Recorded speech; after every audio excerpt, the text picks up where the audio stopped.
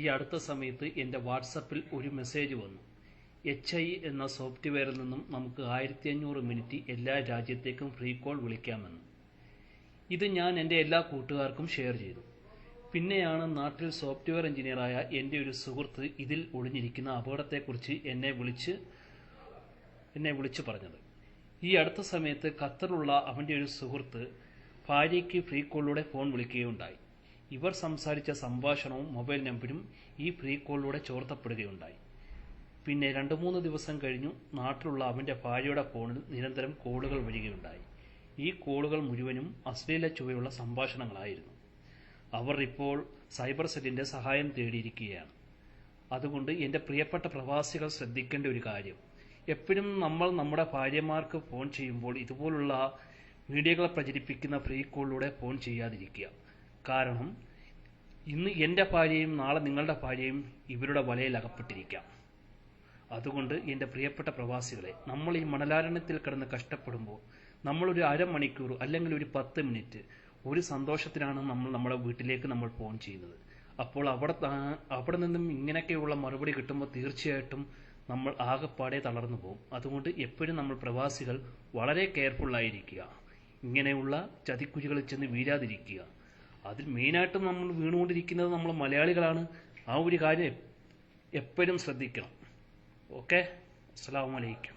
WhatsApp, email എന്നിവയിലൂടെ നിങ്ങൾ video chatting നടത്തുന്നുണ്ടോ? സൂക്ഷിക്കണം.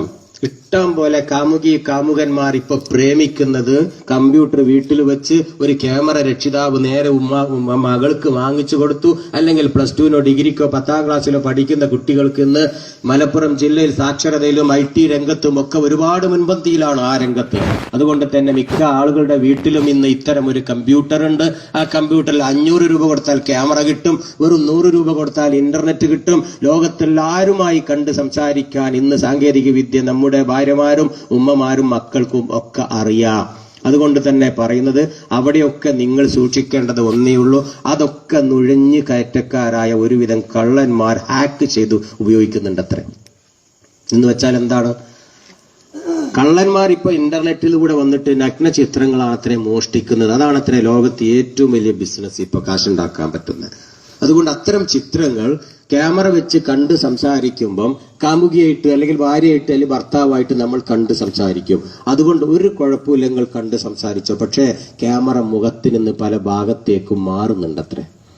ഈ അടുത്ത കാലത്ത് എന്റെ പ്രിയപ്പെട്ട കുറെ സുഹൃത്തുക്കള്, ഗൾഫിൽ ജോലി ചെയ്യുന്ന എന്റെ സുഹൃത്തുക്കള് പറഞ്ഞതാ, ഞാൻ എന്റെ ഭാര്യയുമായി പാതിര നേരത്ത് കണ്ട് സംസാരിക്കാറുണ്ട്. ഞാൻ എന്റെ കാമുകിയുമായി പാതിര നേരത്ത് എന്റെ വാപ്പനിക്ക് വാങ്ങിത്തന്ന കമ്പ്യൂട്ടർ ഉപയോഗിച്ച് ഞാൻ സല്ലപിക്കാറുണ്ട്, പ്രേമിക്കാറുണ്ട്. സുഹൃത്തുക്കൾ ഓപ്പണായി പറയുന്നതാ. ഇന്ന് 10ാം ക്ലാസ്, SLC, +2 എല്ലാ കുട്ടികളെ പറ്റിയല്ല പറയുന്നത്, നല്ല മക്കളൊക്കെ ഉണ്ട്. അവരൊക്കെ മിക്ക ആളുകളും പാവം രക്ഷിതാക്കൾക്ക് ഇത് അറിയില്ല. കഥക് കുറ്റിയിട്ടുകൊണ്ട് എന്റെ മോന് പഠിക്കുകയാണ്, എന്റെ മോള് പഠിക്കുകയാണ് എന്നും തെറ്റിദ്ധരിച്ച് രക്ഷിതാക്കൾ ആ ഭാഗത്തേക്ക് പോണില്ല. ഇവരുടെ പഠനം എന്താണെന്ന് ആരും അന്വേഷിച്ചിട്ടില്ല. പാതിര നേരത്ത് WW എന്നും കൊടുത്തുകൊണ്ട് ഇവർ ക്യാമറ കെട്ടിക്കൊണ്ട് മറ്റു സുഹൃത്തുക്കളുമായി സല്ലപിച്ചുകൊണ്ടിരിക്കുകയാണ് അത്രേ. ഇതിന്റെ കൃത്യമായ ചിത്രം മലപ്പുറം ജില്ലയിൽ ഒരു ട്രാക്കിംഗ് സംവിധാനം ഉണ്ടാക്കി. ഏറ്റവും കൂടുതൽ മൊബൈൽ ഫോൺ രാത്രിയിൽ ഉപയോഗിക്കുന്ന 18-നും 16-നും 25-നും വയസ്സുള്ള യുവാക്കളാണെന്ന് കണ്ടെത്തി. അവർ ഏത് സമയത്താണ് 10 മണിക്കും 12 മണിക്കോ ഉപയോഗിക്കുന്നത് കണ്ടെത്തി. അവരെന്താ ചെയ്തുകൊണ്ടിരിക്കുന്നത്? പ്രേമവും ഇതുപോലത്തെ കാര്യങ്ങളാണെന്നും കണ്ടെത്തി. ഇത് വ്യക്തമായ ട്രാക്ക് നമ്മുടെ കയ്യിലുണ്ട്. അതുകൊണ്ടാണ് ഇങ്ങനെ പറയുന്നത്. ഇനി മക്കൾക്ക് ഇത് വേണോ വേണ്ടെന്ന് രക്ഷിതാക്കൾ സ്വയം ചിന്തിക്കുക, അത് പ്രതികരിക്കുക. അതിൽ എനിക്ക് കൂടുതൽ റോളൊന്നുമില്ല. വീണ്ടും പറയട്ടെ, വാട്സപ്പ് എന്ന് പറയുന്ന സംഗതി നിങ്ങൾക്ക് എല്ലാവർക്കും അറിയാം. ഇപ്പൊ എല്ലാ ഫോണിലും വന്നിട്ടുണ്ട്. വാട്സപ്പിന് ആരും പൈസ കൊടുത്തിട്ടില്ല, ഞാനും കൊടുത്തിട്ടില്ല. എന്നല്ലെങ്കിൽ ഒരിക്കൽ പൈസ വാങ്ങും, $1 $2 വാങ്ങുമെന്ന് കേൾക്കുന്നുണ്ട്. ഏകദേശം 100 കോടി കടന്നു വാട്സപ്പ് ഉപഭോക്താക്കൾ. 100 കോടി കടന്നു ലോകത്ത്. അറിയാലോ, വാട്സപ്പിൽ ഒരു പരസ്യവും ഇല്ല. വാട്സപ്പിന് ആകെ വേണ്ടത് ഒരു 50 റുപ്യ കൊടുത്ത ഒരു മാസം, മോർ ദാൻ ഇനഫ്. അല്ലെങ്കിൽ $1 അല്ലെ, 60 റുപ്യ, അതിലപ്പുറം വേണ്ട. ഇതാണ് വാട്സപ്പിന്റെ പ്രൈസ്. ഇത് നമുക്ക് വെറുതെ തന്നു. എന്തിനീ കമ്പനി ഇത് വെറുതെ തന്നത്? ഈ കമ്പനി എന്തെങ്കിലും അങ്ങനെ വെറുതെ തരണമെങ്കിൽ അവരുടെ ലാഭം എന്താണ്? ബില്യൺസ് ഓഫ് ഡോളറാണ് ഈ വാട്സപ്പ് കമ്പനി ഈ കാര്യത്തിന് വേണ്ടി ഇൻവെസ്റ്റ് ചെയ്തിട്ടുള്ളത്, ചെലവഴിച്ചിട്ടുള്ളത്. അതും വെറുതെ തരിക ഒരിക്കലും കിട്ടില്ല. ഒരു പുഞ്ചിരി പോലും ഇന്ന് ഫ്രീ ആയിട്ട് കിട്ടൂല. അപ്പോഴല്ല നമുക്ക് ഈ വാട്സപ്പ് വെറുതെ തന്നത്. അപ്പൊ അവരുടെ ലാഭം എന്ത്? പരസ്യമില്ല. അഥവാ മനസ്സിലാക്കിക്കോളും. അടുത്ത് എന്റെ ഓഫീസിൽ ഒരു ഉമ്മയും മോളും വന്നു. ഉമ്മയും മോളും വന്നിട്ട് ഭയങ്കര ബഹളം. ഈ ഉമ്മ ടേബിൾ അടിച്ച്, അവിടെ ഒരു പ്രീപെയ്ഡ് കൗണ്ടർ ഉണ്ട് കോട്ടക്കൽ ചങ്ക് വീട്ടിൽ. അവിടെ മെയിൻ ഓഫീസല്ല, ഒരു വേറെ ആൾക്കാർ നടത്തുന്നതാണ്, ഏജൻസിയാ. ഒരൊറ്റ അടി ആ ടേബിളിൽ ഈ ഉമ്മ. നല്ല വിവരം വിദ്യാഭ്യാസമുള്ള ഉമ്മ, ഒരു പർദ്ദയൊക്കെ കിട്ടുക, ഒരു +2 പഠിക്കുന്ന മോളെ കൈ പിടിച്ചാ വരുന്നത്. ഒറ്റ എന്തേ ചോദിച്ചു, നിങ്ങളാണ് ഇതൊക്കെ ചെയ്ത്? ഏത്? 2 ദിവസം മുന്നേ ഇവിടുന്ന് ഒരു സിം കാർഡ് വാങ്ങിക്കൊണ്ടുപോയി, ID പ്രൂഫൊക്കെ തന്നിട്ട്. അതെ, ആർക്കും ഞങ്ങൾ ആ നമ്പർ കൊടുത്തിട്ടില്ല. പക്ഷെ ഇന്നലെ രാത്രി 3-4 ചെക്കന്മാർ എന്റെ മോളെ വിളിച്ച് ശല്യം ചെയ്യുന്ന ഫോണിൽ കൂടി. ആര് കൊടുത്തു നമ്പർ? ഞങ്ങളുടെ ഉപ്പാക്ക് പോലും ഭർത്താവിന് പോലും ഈ നമ്പർ ഞങ്ങൾ കൊടുത്തിട്ടില്ല. ആക്ടിവേറ്റ് ചെയ്തോട്ടെ എന്ന് വിചാരിച്ച് കാത്തിരുന്നതാ. അതുകൊണ്ട് നിങ്ങളാണ് ഇതിന്റെ ഉത്തരവാദി, നിങ്ങൾ കൊടുത്തിട്ടുണ്ടാകും. ചിരിച്ചുകൊണ്ട് എന്റെ ക്യാഷിലിരിക്കുന്ന അദ്ദേഹം നീട്ടിട്ട്, ഉമ്മ സമാധാനപ്പെടി, പരിഹാരം ഉണ്ടാക്കുക, ഞങ്ങളിപ്പോ പോലീസിൽ പോകും, ഞങ്ങൾ അങ്ങനെയാക്കുന്നൊക്കെ ഒച്ചയും വേണം. വീണ്ടും പറഞ്ഞപ്പോ ഈ മോളോട് ചോദിച്ചു, മോളെ എന്റെ ഫോണൊന്ന് കാണിക്കോ, എന്താ അതിൽ എന്തൊക്കെ ഇട്ടിട്ടുണ്ട്? ഫേസ്ബുക്ക് ഉണ്ടോ ചോദിച്ചു. ഫേസ്ബുക്ക് ഇല്ല. പിന്നെ എന്ത്? വാട്സപ്പ് ഉണ്ട്. അത് എപ്പെട്ടെന്ന് ചോദിച്ചു. ഇനി ഞാൻ ഇവിടുന്ന് കൊണ്ടുപോയി അവർ ഒരു 5-6 മണിക്കൂർ കൊണ്ട് അത് ആക്ടിവേറ്റ് ആയല്ലോ, ആ സമയത്ത് ഇട്ടു. അതിനാർക്കും കൊടുത്തിട്ടില്ല, നമ്പർ കൊടുത്തിട്ടില്ല എന്നാ കേട്ടോ. വാട്സപ്പ് ഉള്ള ഫോണിന്റെ മുഴുവൻ നമ്പറും ദ സെയിം സ്പോട്ടിൽ സെക്കൻഡ് കൊണ്ട് ലോകത്തിറക്കാൻ പ്രചരിക്കും. വാട്സപ്പ് ഉള്ളവന്റെ നമ്പർ കിട്ടാൻ ഒരു പണിയില്ല. നിങ്ങൾ വാട്സപ്പ് ലോഡ് ചെയ്തിട്ടുണ്ടോ, അതിന്റെ ഒരു കോപ്പി വാട്സപ്പ് കമ്പനി എടുത്തിട്ട് കൊണ്ടുപോകും. അതാണ് വാട്സപ്പ് കമ്പനിയുടെ ലാഭം. പ്രായപൂർത്തിയ ഒരു പെൺകുട്ടിയുടെ നമ്പർ ഒരു ജ്വല്ലറിക്കാർക്ക് കൊടുത്ത 500 രൂപ കിട്ടും. നല്ല തിരക്കുള്ള ഒരു ഡോക്ടർ നമ്പർ മെഡിക്കൽ എക്സിക്യൂട്ടീവിന് കൊടുത്താൽ 1000 രൂപ കിട്ടും. ഇതൊന്നും പാവം ഗ്രാമത്തിലുള്ള നിങ്ങൾക്കും എനിക്കും ചിലപ്പോൾ അറിഞ്ഞോളന്നില്ല. ഒരു നമ്പർ, കൂലിപ്പണിക്കാരന്റെ നമ്പറിന് 10 രൂപ, മിനിമം 10 രൂപ ഒരു നമ്പറിന്റെ വില. ഒരു നമ്പറും പേരും ഒരാൾക്ക് കൊടുത്താൽ മതി. അതിനൊരു ബിസിനസ് ചെയ്യുന്ന ആൾക്കാരുണ്ട്. അപ്പൊ അങ്ങനെ ഒരു ഡാറ്റ ബാക്കപ്പ് ഉണ്ടാക്കുകയാണ് ആര്? ഈ വാട്സപ്പ് കമ്പനി. അതിനാണ് നമുക്ക് ആ തന്നിട്ടുള്ളത്. അതിലൊരു എഗ്രിമെന്റ് ഒക്കെ ഉണ്ട്, അതിൽ നമ്മൾ സൈൻ ചെയ്തിട്ടുണ്ട്. നിങ്ങളുടെ ഡാറ്റന്റെ കോപ്പിയൊക്കെ ഞങ്ങൾ എടുക്കിട്ടാ സമ്മതമാണോ? സമ്മതമാണ്. ഇതിൽ വരുന്ന കേസ്, കോടതിയോ വക്കീലോ ഒക്കെ നിങ്ങളേനാണ് കേട്ടോ, ഞങ്ങളതിൽ ഉത്തരവാദില്ല. സമ്മതമാ, കൺഗ്രാജുലേഷൻ, നമുക്ക് സാധനം തന്ന്. നമ്മൾ 100% ഒപ്പിട്ട് എഗ്രിമെന്റ് സൈൻ ചെയ്തിട്ടാണ് ഈ വാട്സപ്പും ഫേസ്ബുക്കും ഇമെയിലും ഒക്കെ നമുക്ക് കിട്ടുന്നത്. അത് യാഹു ആയാലും ജിമെയിൽ ആയാലും ഏത് കമ്പനിൻ്റെതായാലും.